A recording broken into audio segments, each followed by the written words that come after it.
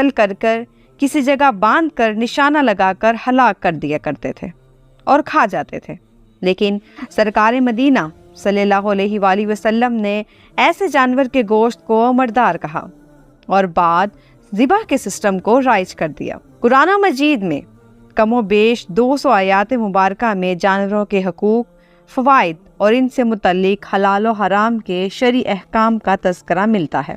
آئیے ملاحظہ فرمائیے۔ سورۃ بقرہ کی آیت نمبر 26 میں مچھر کا ذکر آیا جسے قرآن نے باؤز کے نام سے یاد کیا۔ سورۃ الحج کی آیت نمبر 74 میں مکھی کا ذکر آیا جسے قرآن نے ذباب کے نام سے یاد کیا۔